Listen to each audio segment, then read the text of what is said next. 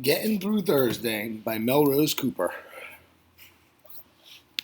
Saturdays we're off to the library, and at nighttime Mama is yelling, "Shut those books now and shut those eyes." That's because Sunday is early morning church, and then Mama wants our eyes and ears wide open. Mondays and Tuesdays amble by just fine. Wednesdays we feel it coming, like an earthquake rumbling underground, making folks edgy before they even know why. And the next day, my family and I grit and all we got toward getting through Thursday.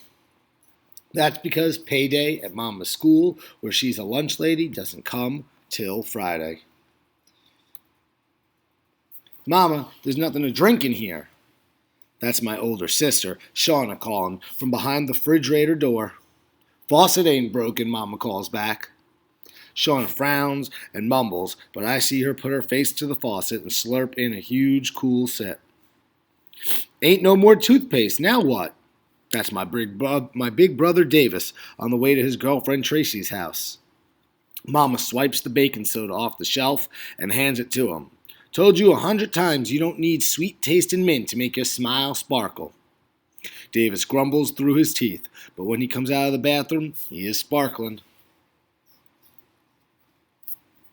Now it's my turn. "Chatter's hungry, Mama." Chatters, my pint-sized parakeet, throwing an owl-sized fit. Mama opens her handbag and takes out a little plastic packet. "Here you go, Andre. Lucky someone left them on a tray, so I've been saving them. Half for today, half for tomorrow." "Thanks, Mama."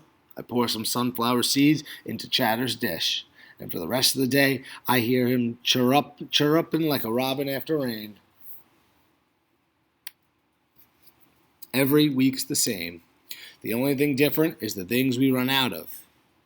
Every week except one. This particular week seemed like I had no problems. That's because of what my teacher, Mr. Mitchell, said the day before. Told us there were 2 third graders made the honor roll and looked right at me and Trisha Thomas with a big wide smile when he said it. I couldn't wait. Report cards come in tomorrow's mail. Beginning of the school year, Mama had said, "Any of you guys get on the honor roll, we'll drop everything and throw a royal party." At night, I glanced at the calendar. Then I blinked, thinking maybe I read it wrong. But there it was, in bold and black as could be. THURSDAY. I ran to the window just to see the first star and wish on it. Wish with all my might that report card day wasn't really on a you-know-what. I finally got to sleep that Wednesday night after all, knowing Mama always keeps her promises. All next day I was jumping out of my skin, wondering about when Mama would open her mail. I raced home from school, and there they all were, our report cards. I put mine at the bottom of the mail stack. Every minute crept by slow as a wounded snake. Finally, Mama noticed the mail. I held my breath. She sighed at the gas bill, made a tss with her tongue about the junk mail. Then she said, report cards.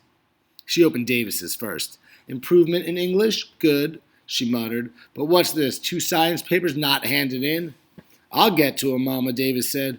"You'll get to them now," she said. "But first, call Shauna." "Yes, ma'am," Davis grumbled, grabbing his backpack. "Wow," Mama said to my sister, 89.4%. Almost honor roll. You did real good. Really good." Whew, for a second I thought Shauna had beat me. Suddenly, Mama was saying, "Andre, Andre, Andre." She scooped me into a hug dance and whirled around the living room singing, "You did it, you did it. A whooping 90.3%. Shauna hugged me right along with Mama. Me and Davis, we did our 5-part handshake. After a while, everybody calmed down, and Mama continued making spaghetti supper. Shauna started shrieking. "My blush brush fell in the toilet. Now how am I going to perk up my cheeks?" "Ain't that why God made fingers? For pinching color into them?" Mama asked, salt in the sauce. "And what am I supposed to do about my bandana?" "Dress rehearsals tomorrow," Shauna went on. She was a West African woman in a play and needed a head wrap. Use a towel for now, Mama said, and be thankful the real play isn't till Saturday. Shauna stomped and slammed the door, but later I saw the zigzag towel sticking out of her backpack. Davis was out of loose leaf paper. Shauna ripped a sheet from her tablet. Here, do your math on this. It's supposed to be loose leaf, Davis said. I looked through our junk drawer and fished out the hole puncher. Mama smiled and grabbed the paper. Cha-ching, cha-ching, cha-ching, the puncher went. There you go. Happy now, she said. Davis shook his head, looking at the punched-out paper. He couldn't hide his smile as soon as we were all laughing and his math did get done. But little by little, my frown took over. My problem today was bigger than a blush brush or a turban or paper without holes. And the night was marching on. I watched Mama doing kitchen things. She saw me eyeing her and read my mind. She wrung out her sponge and set it aside. Angel babe, she said, like she always did when she needed to tell me what I didn't want to hear. Tomorrow we'll have your celebration because you know what today is. That did it. Her face got blurry because my feelings were spilling out.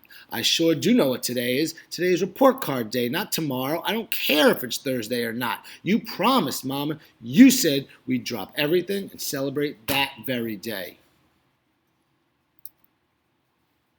I broke away and slammed the door like Shauna and sunk down behind it. I heard them all whispering together out there. I didn't care what they were saying. I knew it was more talk about what we can't do and can't have, all because the day is wrong.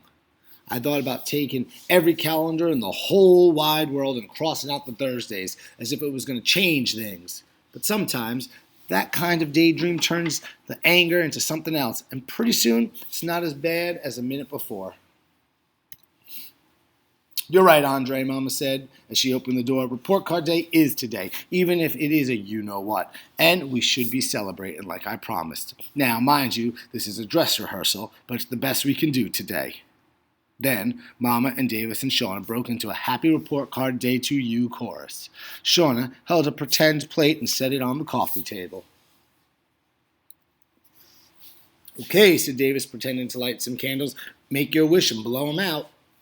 I frowned. Come on, Shauna yelled. What's a report card day cake without some candles? I blew out the imaginary candles and Mama dished up the imaginary cake. What about ice cream? Shauna said. Today's you know what, and you know what that means, Davis said. Right, but at least there's cake, and we were laughing again like never before. When we got calm, Davis pretended to take something off a pile. Here you go, he said, handed the thin air package my way. I pretended to tear off the wrapping paper. A Buffalo Bills pencil, I shouted, thanks. Same with Mama's imaginary t-shirt and the pretend sports sticker Shauna gave me. That night when Mama tucked me in, she settled herself on the mattress and sang, hush, little darling, don't say a word. Fridays are coming, ain't you heard? No matter how bad the Thursdays get, ain't never seen a calendar skip one yet. Threw my arms around her neck, then hugged her song and her promise close. The next night, I got a real Buffalo Bills pencil and real wrapping from Davis. Same with Mama's real t-shirt and the real sports stickers from Shauna. I blew out real candles on a real cake after making a real wish, and of course, there was ice cream. And 6 days after, things were back to normal, but something about me was different. Our weeks were still the same. The only thing different is the things we run out of. We still feel the rumbling on Wednesdays, and we still grit all we got. But getting through Thursday isn't so hard ever since I got my gifts that report card day, especially the one that didn't cost a dime.